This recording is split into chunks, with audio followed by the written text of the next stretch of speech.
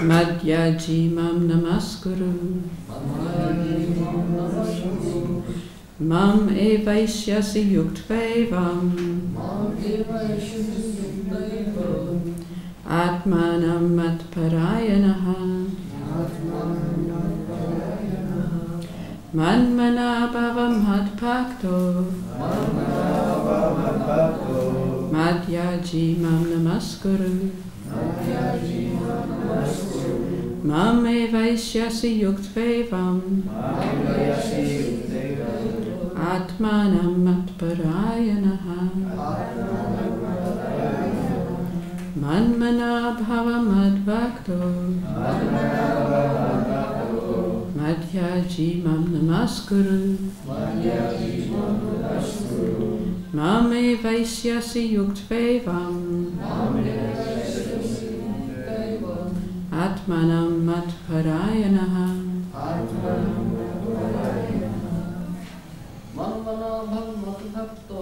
Manmana bhava madbhakto.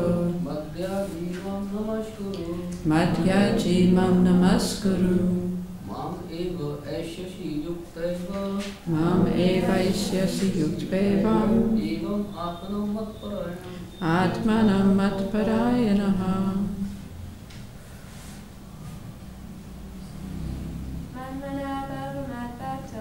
Manmana bhava madbhakto. Madhyaji mam namaskuru. Mam evaishyasi yuktvevam. Atmanam matparayanaha.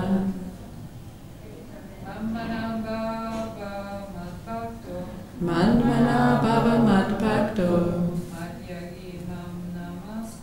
Madhyaji mam namaskuru.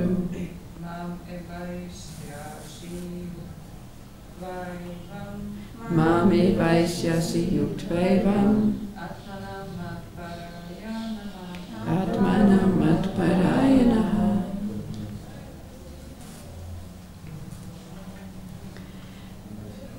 Matmanaha. Always thinking of me.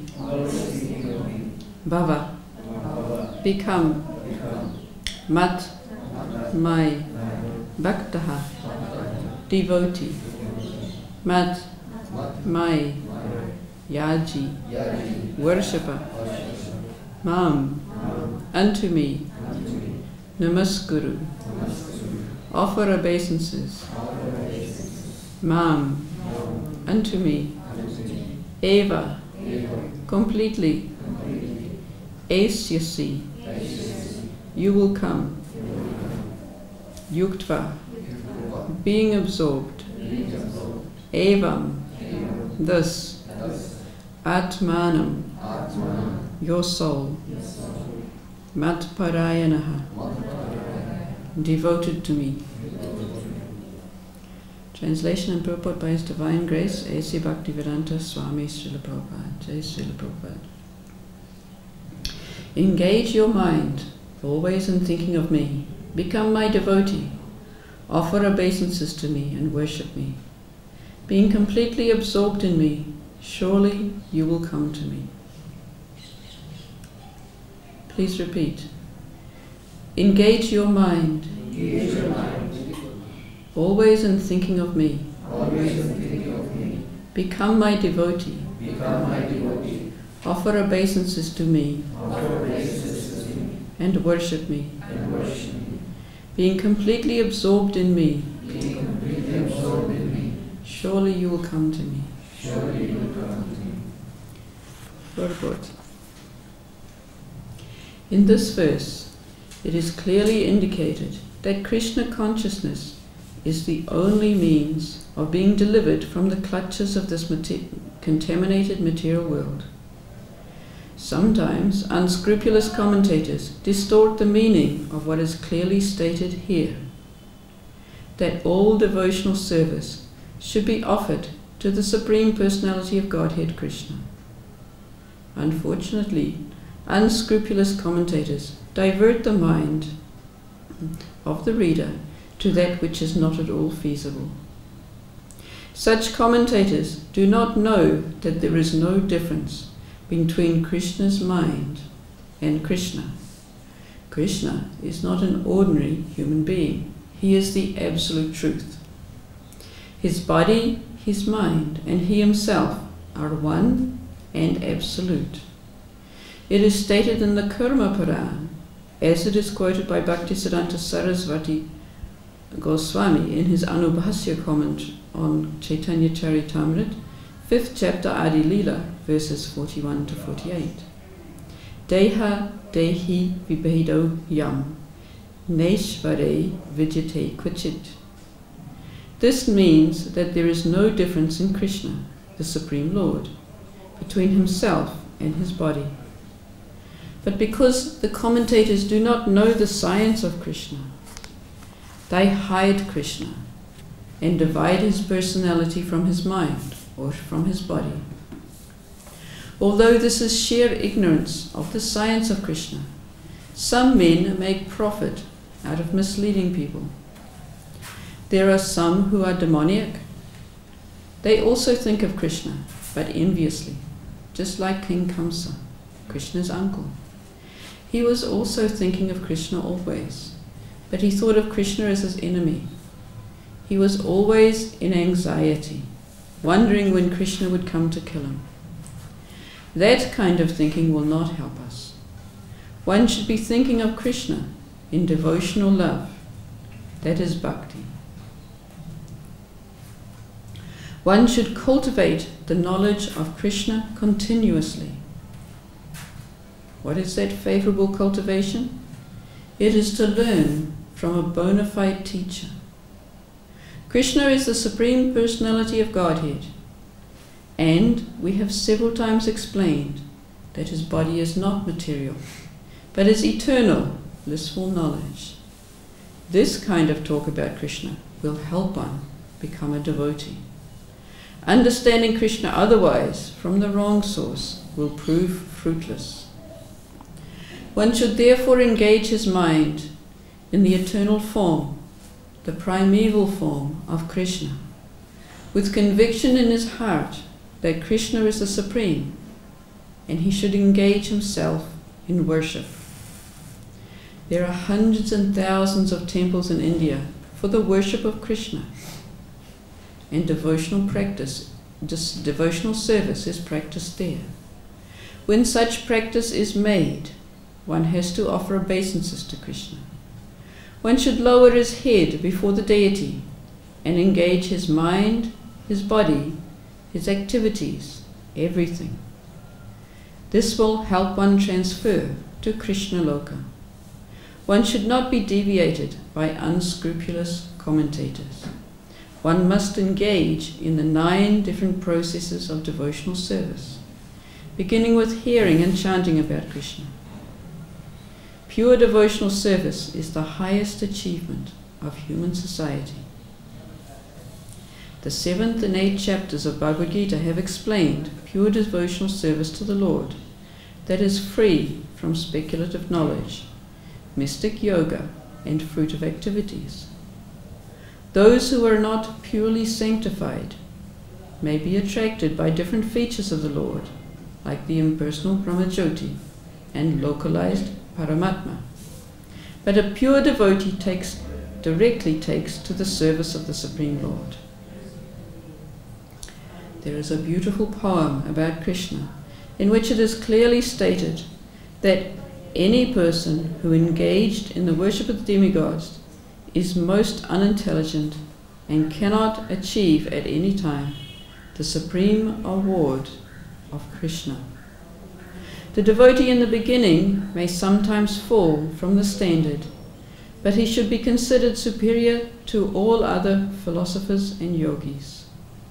One who engages in Krishna consciousness should be understood to be a perfectly saintly person. His accidental non-devotional activities will diminish, and he will soon be situated, without any doubt, in complete perfection.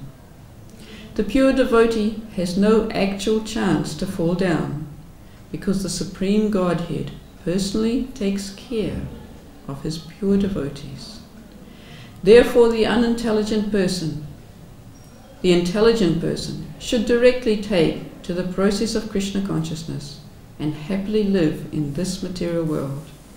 He will eventually receive the supreme award of Krishna. Thus end the Bhaktivedanta purports to the 9th chapter of the Srimad Bhagavad Gita in the matter of the most confidential knowledge. Om Jnana Timirandasya Jnananjana Shalakaya Chakshuran Malitam Yena Tasmai Shri Gurave Namaha Sri Chaitanya Manovistam Stapitam Yena Bhutale Svayam Rupa Kadamayam Dadati Svaparantikam Vandayaham Sri Guruho Sri Yuta Padakamalam Sri Guruna Vaishnavanscha Sri Rupam Sagrijatam Sahagana Raghunatham Vitam Tam Sajivam Sadhavaitam Savadutam Parijana Sahitam Krishna Chaitanya Devam Shri Radha Krishna Padan Sahagana Lalita Shri Visakam Vitamsta Hey Krishna Karuna Sindhu Dinabandhu Jagapate Gopesha Gopika Kanta Radha Kanta Namustate Tapta Kanchana Gaurangi Radhe Vrindavaneshwari Vrishabhanu Sute Devi Pranamami Hari Priye Panchakalpata Rubhyascha Kripa Sindhubhya Evacha Patitanam Pavanebhyo Vaishnavebhyo Namo Namaha Nama Om Vishnu Padaya Krishna Prestaya Bhutale Srimate Bhaktivedanta Swaminiti Namane Namaste Saraswate Deve Gauravani Pracharine Nirvishesha Shunyavadi Paschatya Deshatarine Jai Shri Krishna Chaitanya Prabhu Nityananda Shri Advaita Gadadhara Shri Vasari Gaura Bhakta Vrinda Hare Krishna Krishna Krishna Hare Hare Hare Rama Rama Rama Hare Hare.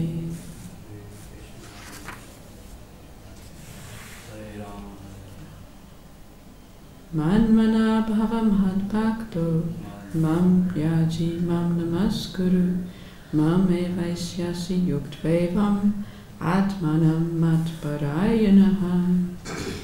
Engage your mind always in thinking of me. Become my devotee. Offer obeisances to me and worship me. Being completely absorbed in me, surely you will come to me.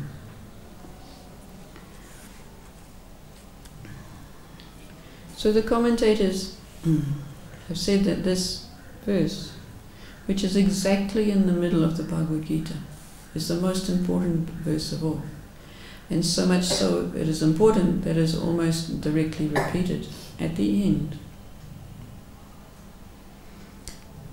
Other people argue that 1866 Sarva Dharman Parichaja is the most important. But it's explained by the commentators that actually both these verses are saying the same thing. Sarva Dharman Parichaja, give up all your activities and simply surrender unto me, is the principle. But the detail of how you do it is given in this verse in 1865. Srila Prabhupada had a discussion with the devotees in France in 1976 about this verse. And he started this verse by saying, what is the difficulty? And he kept saying, what is the difficulty? He says, it's very simple. Krishna is asking only 4 things. So he's explaining, Srila Prabhupada is explaining, Manmana, always think of Krishna. So he says, your mind is always thinking of something. 24 hours a day, your mind is thinking of something. So why not think of Krishna? Where is the difficulty? And Bhava Mad Bhakto, become my devotee. He says, if you're always thinking of Krishna, then you will become his devotee. Where is the difficulty? No problem. Madhyaji, become my worshipper. So he says, Srila Prabhupada says, anywhere in the entire world, anyone is allowed to worship God. There is no hindrance at all. There is no class of people that is prohibited from worshipping, from paying obeisances. So where is the difficulty? Just 4 things Krishna is asking. And there is no difficulty. And so this was a discussion rather than a class. So one of the devotees came up with Krishna's words, giving it difficulty. I'll just try and find the verse. I got a little late notice of this class, so I haven't done my research yet.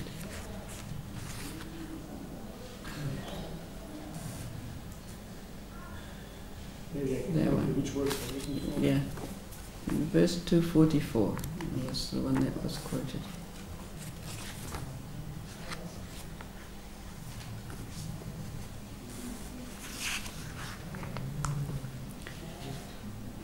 Bhogaishvarya prasaktanam taya pahrita chetasam vyavasayatmika buddhi samado navadiyate.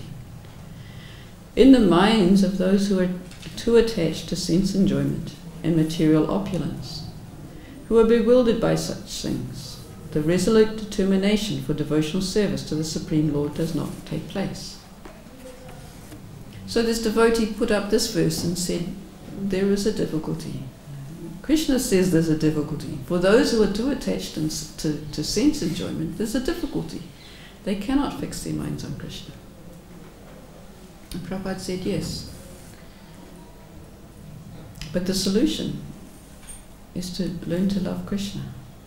He said, to the degree that you're attracted by sense enjoyment, you'll be thinking of that. You will not be thinking of Krishna. To the degree that you are thinking of Krishna, you will not be engaged in sense enjoyment, thinking of sense objects. They're completely opposed.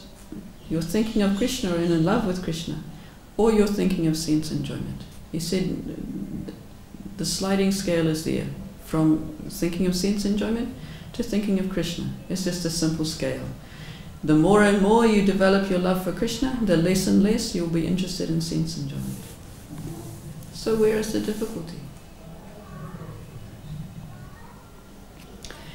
He gave another class, he gave a class in New York in 1966, where he was a little bit more methodical.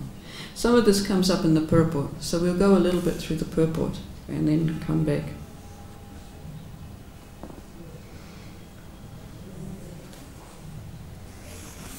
So Srila Prabhupada is talking about the unscrupulous commentators who try and misrepresent Krishna. So in this class in New York, Srila Prabhupada began the class by saying that we should take Krishna's party. He says, in this material world, everybody's in one party or another. We belong to a social party, we belong to a political party, we belong to some other party. He says we should take Krishna's party.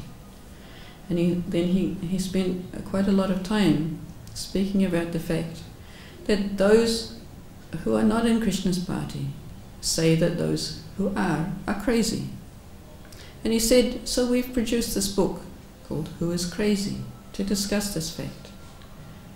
And so those people who are devotees of Krishna will say that the non-devotees are crazy. And those who are non-devotees will say that the devotees are crazy. And Srila Prabhupada says, so who's going to be the judge? Who's going to be the one who says who's crazy? He didn't give an answer to that question. Instead, he said, let's look at it. He said, he started at the very beginning. I've got pictures and I've showed my students these pictures of when I was a young man.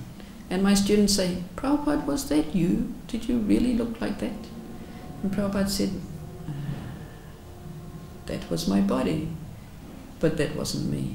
He says, when we were a baby, we were different in body, and yet we identify with the body. And he says, so everybody is identifying with the body. Aren't they crazy? Doesn't that show they're crazy? And then he gave another example. He said, so he was in New York, so he said, so you call this land America, and you say it's your land. But you all know history. You know when it became called America. It wasn't always called America. You know when the settlers came to America, they called it America. Before that, it wasn't called America. So how can you possibly say that this is America and this is your land? Aren't you crazy? So in this way, he spent 25 minutes of this class describing who's crazy. And he says, he came to the point where he said, okay, so now once you've realized who's crazy, once you've realized what your actual position is, that you're actually an eternal part of the Absolute Truth, then you should engage in some activity. And in this verse, Krishna gives that activity that we should engage in. Manmana bhava mad bhakto, mad yaji mam namasko, mam evasyasi yuktvedvam, atmanam patmat parayanaha. So engage your mind in thinking of me. Become my devotee, offer obeisances to me and worship me. So this is simple. If we actually understand our constitutional position, we should follow this very simple instruction. Of course, Srila Prabhupada in his purport also gives the example of King Kamsa, who was thinking of Krishna in an inimical way. He was not a devotee. So, in the Nectar of Devotion, is described that we should always think of Krishna favorably. And that favorably is interesting. In the Nectar of Devotion, Rupa Goswami explains that Mother Yashoda tried to bind Krishna with a rope. She was chastising him, but she was thinking of him favorably, because she was loving him and she was wanting to protect him. Many children are naughty. Many children get into mischief, and their parents try and protect them. But this is thinking of Krishna favorably, because you want to protect him. Even though you chastise him and tie him up with a rope, it's favorable, because it's for Krishna's interests. What's unfavorable is when we're thinking about our own interests. And when we think about our own interests, we won't be in Goloka Vrindavan.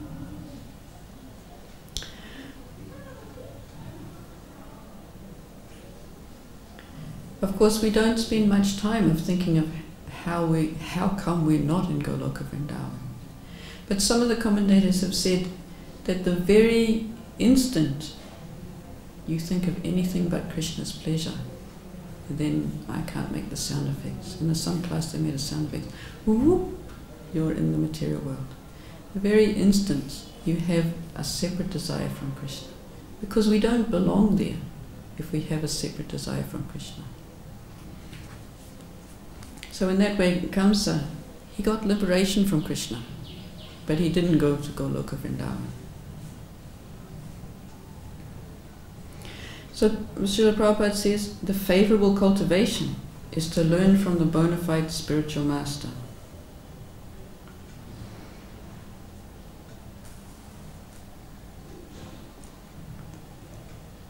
Because we have to train our mind.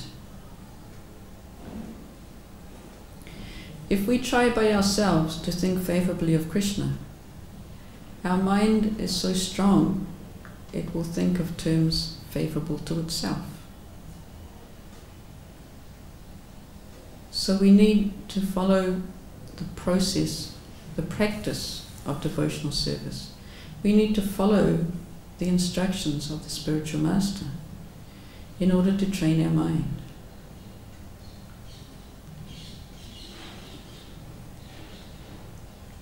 It's quite a difficult concept to realize because we're very attached to our mind. Our mind's been with us for more than one body. Krishna explains that in the 15th chapter, how the mind travels with the soul. The mind, intelligence and false ego travel with the soul as the air carries aromas from one body to the next body. So this mind has been with us for a very long time, and we're very attached to it, and we identify with it. So to try and remove this identification with the mind, we need a spiritual master. At some times, many people will quote, chanting Hare Krishna is enough. Reading books is enough. But actually, we need the spiritual master in person to help us remove this subtle body, the mind, the material intelligence, and the false ego. The spiritual master has to get rid of our false ego. I was listening to the class this morning, I think it was this morning, and the speaker was saying, I remember Adi Purusha's class, he was saying, that was yesterday, was it? Yesterday, yeah. So he was saying, the very minute when we think things are going nicely and we're making advancement, if somebody happens to congratulate us, then our false ego will say, oh, I'm doing well, aren't I? And we'll lose what we've gained. Of course we don't lose exactly, but if we let our false ego take over, we suffer a setback. We don't advance so quickly. So we need that external spiritual master to help us to smash our false ego.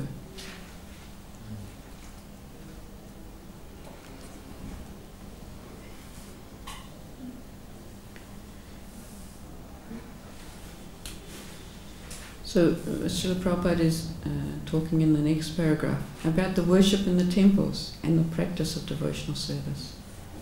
Srila Prabhupada in his class was saying to always think of Krishna. We have all the devotees doing so many different things. Some are cooking, some are distributing books, some are making garlands, some are doing all sorts of things. And all these things, we have given these devotees just so that they can think of Krishna 24 hours a day. He says, we have established this International Society for Krishna Consciousness so that we can engage people in Krishna's service, so that they can think of Krishna 24 hours a day.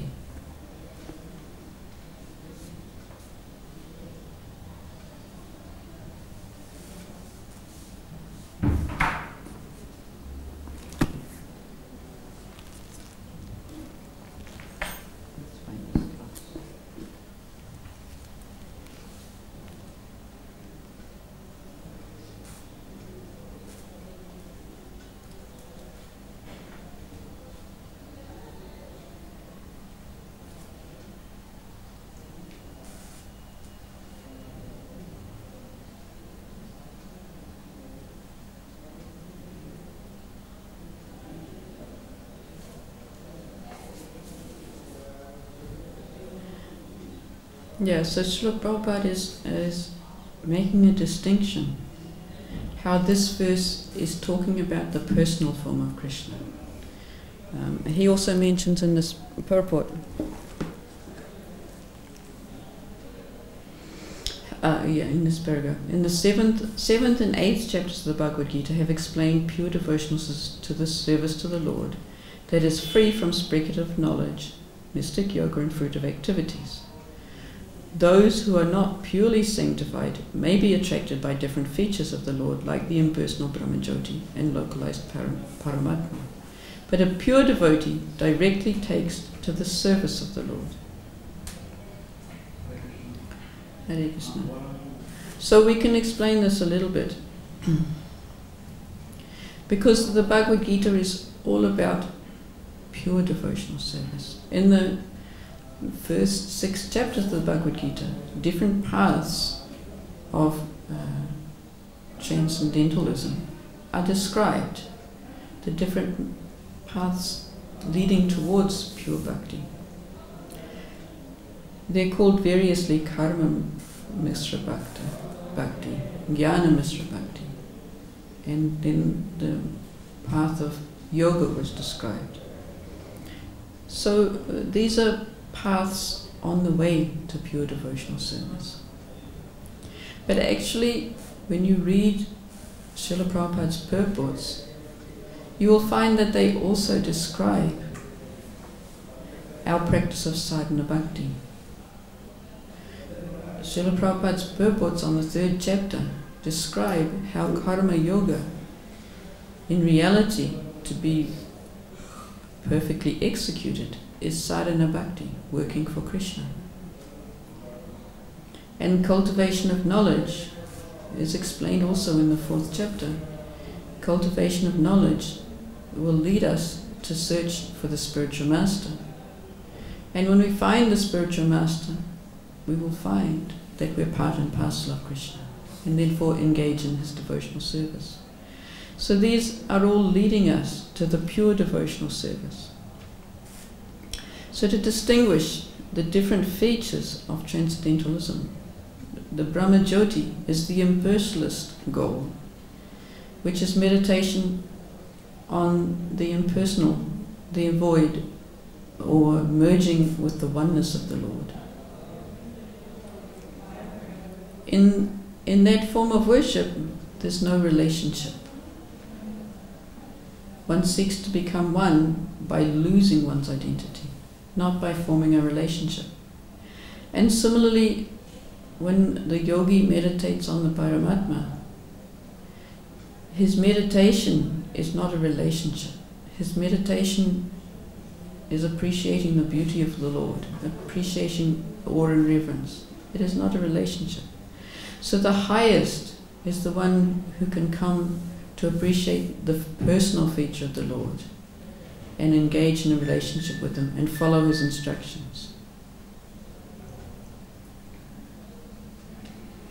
And Srila Prabhupada ends this purport by revising the previous few verses, where Lord Krishna has explained that even if a devotee in an early stage seems to fall down, Krishna will protect him, will protect his devotional service, and will make sure that he recovers.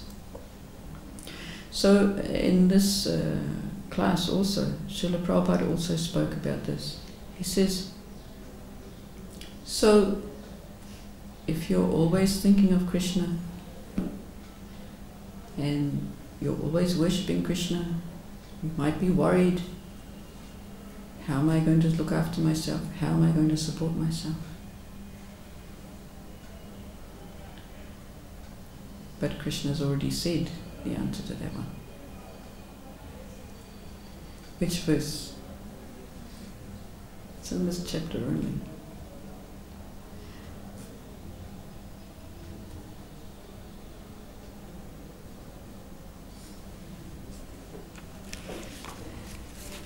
I said, I think it's number 11.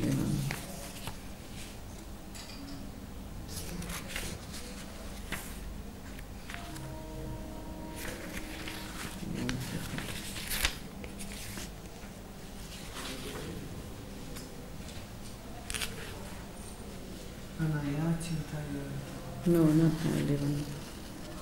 There's the one.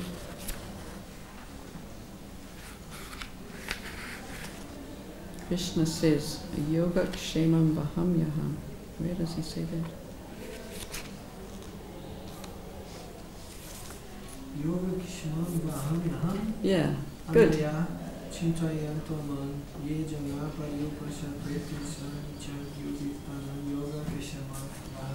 So Krishna has said to those 9:22 to those who worship me with devotion, for them I carry what they lack and I preserve what they have. So Srila Prabhupada says Krishna's already covered that. If you worship Krishna, if you think of him always, Krishna has promised to look after us as well.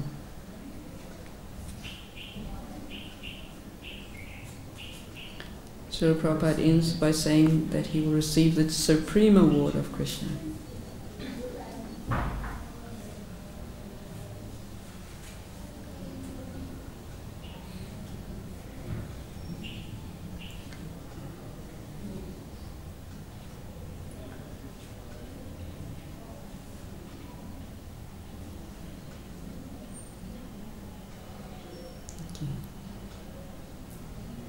I'll just read a little bit at the end of this class. Oh yeah, he's talking about engaging his devotees. Yeah, the devotees were asking a question. They asked the question, if you're working in some outside job, some profession, how is it that you can think of Krishna all the time? So Srila Prabhupada gave the example. It's just like a family man. He works in a profession, but he works for his family. So when he's working in his profession, he's thinking of his family. He says it's so simple. In the same way, you can work for Krishna and think of Krishna.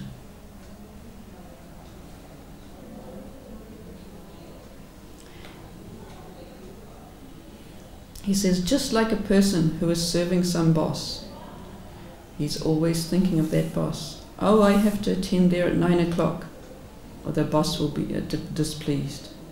He's not thinking for some purpose. That sort of thinking is not the right thinking. Therefore, Krishna says, Bhava mad bhaktaha, you think of me with love. The master, when the servant thinks of the master, there is no love. He is thinking for pound, shilling, pence. Because if I do not attend the office at 9 o'clock, I'll be late, I'll lose $2. Therefore he's not thinking not of the master, he's thinking of pound, shilling and pence. So that sort of thinking will not save you. Therefore he says, Mad Bhakta, you become my devotee, then your thinking of me will be nice. And what is bhakti? Mad Bhaktaha? Devotional service. Devotion means service. Madhyaji, you render some service to the Lord, just like we are engaged here always. Whenever you'll come, you'll find us engaged in some duty. You see, we have manufactured some duty just to think of Krishna only. Therefore our society's name is Krishna Consciousness, Society for Krishna Consciousness. We have got so many literatures. Each and every boy is engaged. Somebody's printing, somebody's writing, somebody's typewriting, somebody's dispatching, somebody's attending letter, somebody's cooking. 24 hours we are thinking of Krishna. How? Because we are engaged in activities of Krishna. So, Madhyaji Mam Namaskaru. And what is that duty? If you have no obedience, you have to obey. Therefore it is said Namaskaru. Offer your respect. So bhakti minus respect, that is not bhakti. With love, with respect, with designated duties, if you are engaged in Krishna consciousness, then your life will be successful. Not identifying falsely with this material body and engage yourself in all sorts of nonsense. That will never make you happy. Therefore, what is the difference between materialism and spiritualism? The same typewriter is there, the same dictaphone is there, the same mimeograph machine is there, the same paper is there, same ink is there, same hand is there. Everything is same, but everything is done for Krishna's account. That's all. Krishna's account. This is spiritualism. Don't think spiritualism is something uncommon. You can turn the whole material world into spiritualism if you simply become Krishna conscious. That is spiritualism. Thank you very much.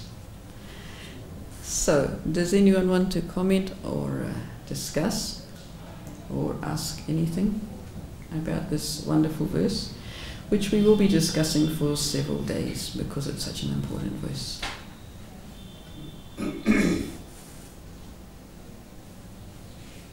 Hare Krishna. There's a microphone here which Mother Parvati has asked me to remind you to use, because she'd like to hear your questions.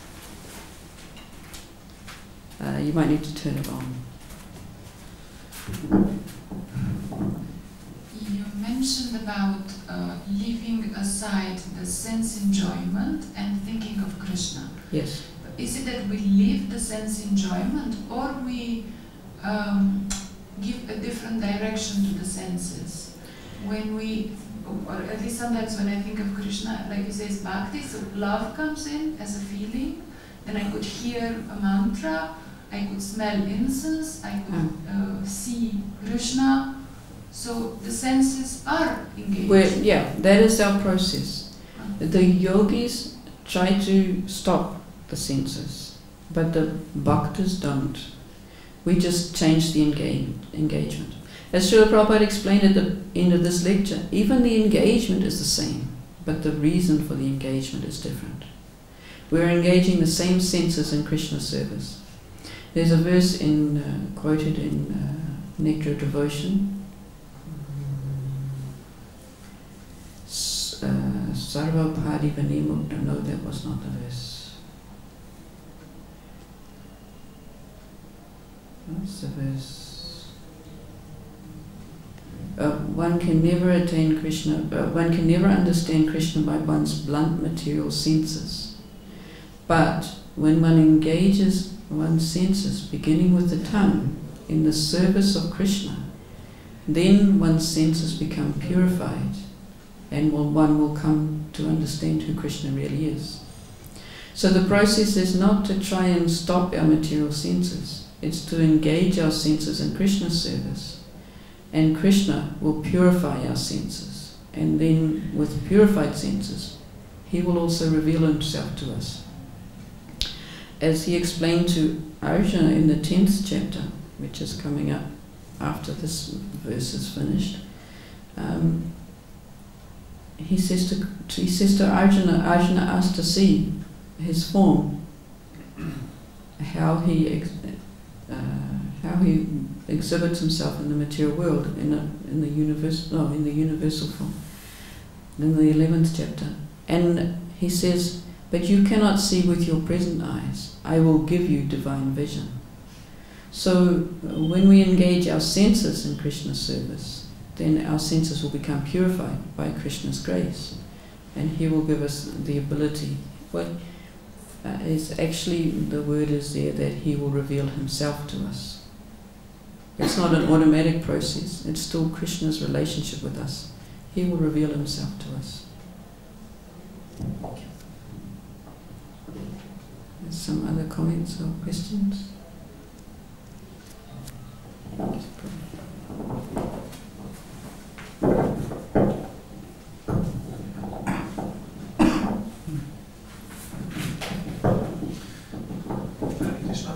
Hare Krishna. My name is Dira Prashanta. I'm from Bosnia and Herzegovina. Thank you, Mataji, for a wonderful class. Thank you. You mentioned at one point that we need a personal touch with the spiritual master. Yes. I understand that that was the concept in Vedic times when a disciple lived with Guru. But what is with us today? What with Srila Prabhupada's disciples who do not have that personal touch with him? What with disciples of a Guru who has many of them and is weak bodily condition, who cannot give himself to many of them all the time? So there are different types of gurus. Our Diksha Guru is very important, but when he is not personally present with us, we have Siksha Gurus. My spiritual master is a Prabhupada disciple, but he didn't have a conversation with Srila Prabhupada. He had his darshan, but he never had a conversation. But he had Siksha Gurus, and some of Prabhupada's senior disciples, my Guru Maharaj's godbrothers, became his Siksha Gurus. And of course, Prabhupada's instructions are there, which we can all develop a relationship with and take them to our own. In a one class, a devotee asked a very similar question, and my Guru Maharaj answered. So what are, asked about the personal instructions. If you didn't get personal instructions from your Guru. And the answer was, what are all these instructions but personal instructions? They may not have just been given from the Guru directly to you, but they're all personal instructions. Even Prabhupada said, the complaint I have about my devotees is they're not reading my books. Prabhupada wrote these books for us. But at the same time, we need the association of devotees. Prabhupada, if you study the Disciples course, which is very much recommended, is now a GBC course, there are so many quotes from Prabhupada where he establishes, he says so many times, you cannot understand from books. You need a spiritual master. You cannot understand what my spiritual master said unless you hear it from me. You can't jump over and try and understand. You need that. You need a guru. You need a living guru. You need to take diksha for the guru to establish relationship with Krishna. But he doesn't need to be present with you all the time. He can be present in other forms, in Siksha Gurus and such like. That's why the single most important thing that will help our devotional service is the association of devotees.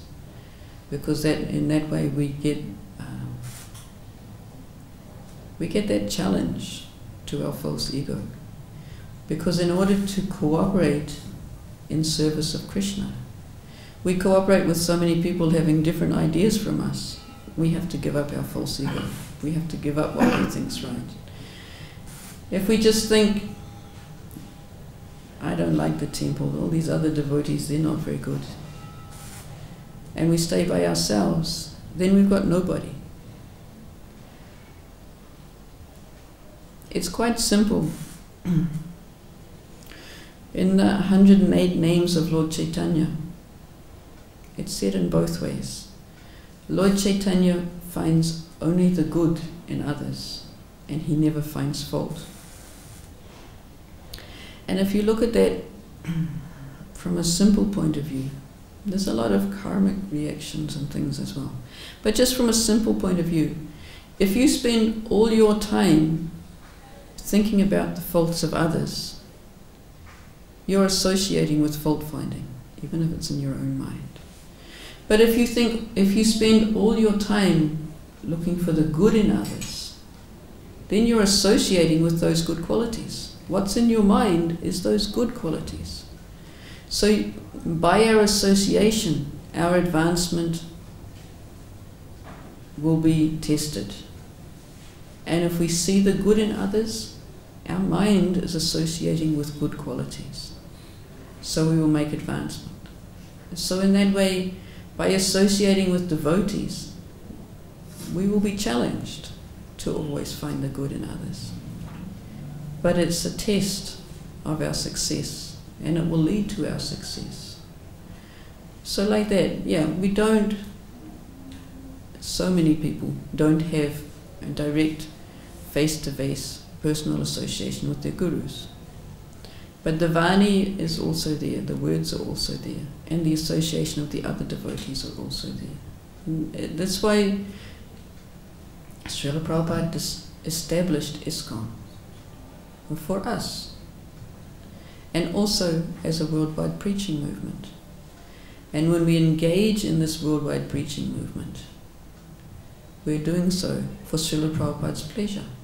We're giving up our own pleasure.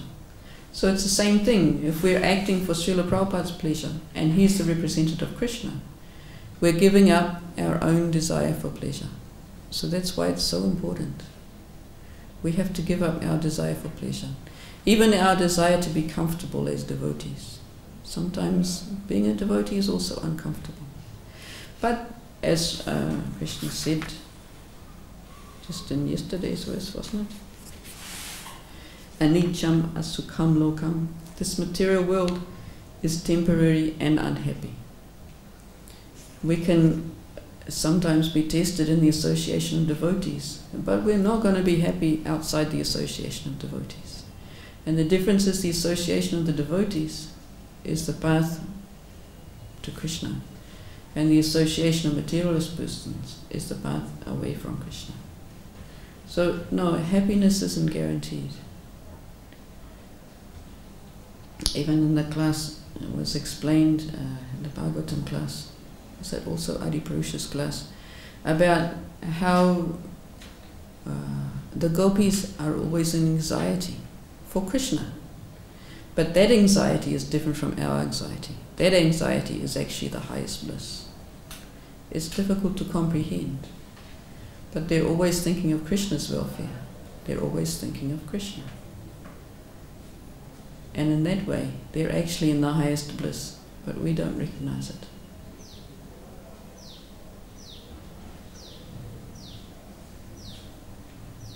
Thank you. Anything else? Yeah, please do.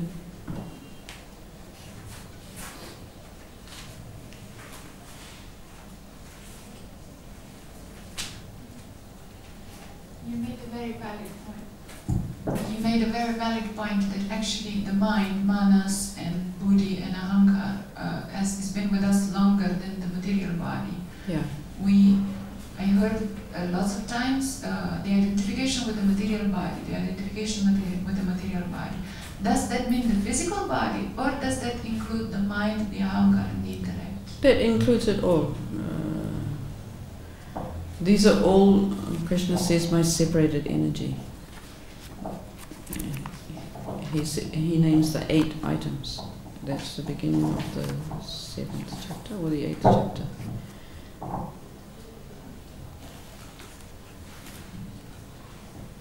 7:4, I think. Burmir apo nalo vayu kam mano burir evacha ahankara itiyame bina prakriti astada.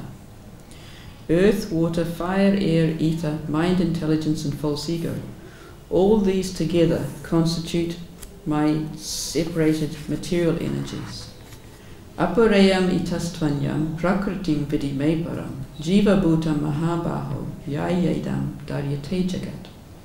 Besides these, O mighty armed Arjuna, there is another superior energy of mine, which comprises the living entities who are exploiting the resources of this material inferior nature. So these first 8 energies are Krishna's separated energies.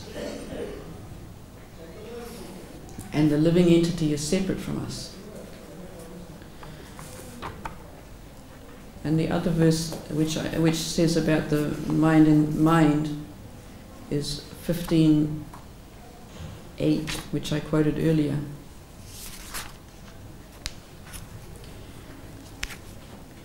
The living entity in the material world carries his different conceptions of life from one body to another as the air carries aromas.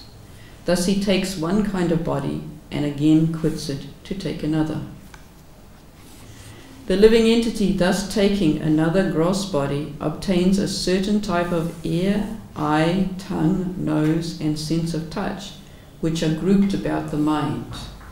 Thus he enjoys a particular set of sense objects. So, as the mind is carrying from one body to another, he acquires these senses, which are grouped about the mind, according to the desires of the mind at the time of transmigrating. Yeah, so there is a gross body and there is a subtle body, but they're all material body. Gross and subtle are both material.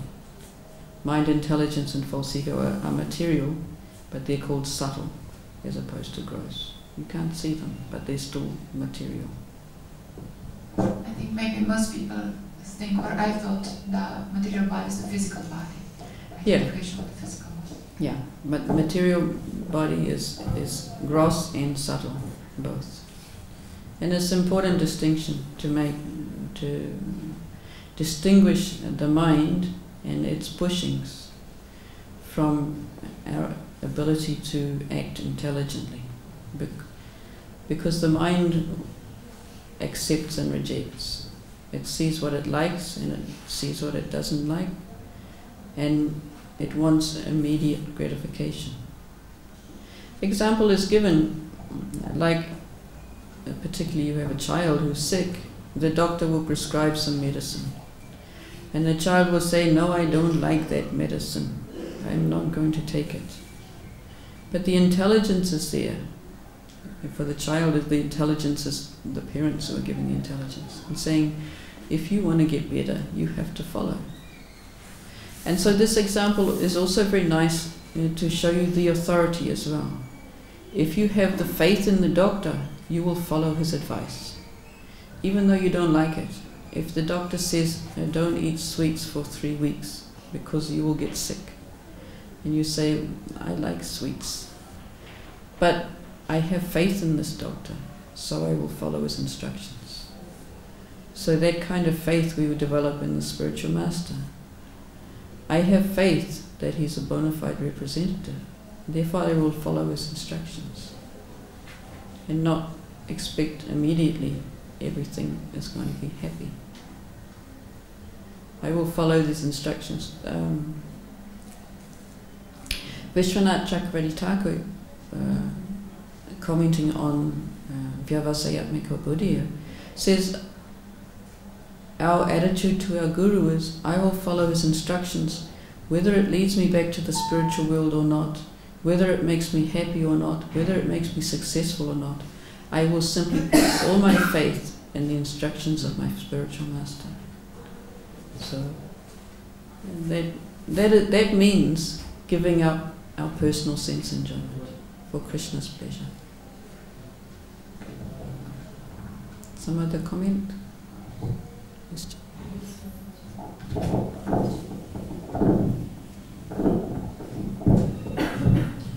Thank you for the very nice class, Mataji. Thank you. Then there is one question: how I can consider soul as a user of mind and body? Soul as a user. Yes. So in this verse, in the beginning of the 7th chapter, Krishna says that the soul is exploiting the resources of the material nature. So we are given these bodies in order to try and satisfy our desires. We had a desire to want to enjoy. Krishna, by his expanded energies, has created this material world to give us the facility to try and enjoy. So this body and the senses is part of that facility that's been given to us for us to try and act out our desires. And of course, it's designed also for us to fail. Because this world is not a place for enjoyment. It's not a place for us to enjoy, because as explained in a class this morning or yesterday, that we're like a fish out of water. Our soul is spiritual, but we've been put into these material bodies to try and act out our desires, but we're never going to be happy. They were mentioning that somebody had a picture or something. I remember I saw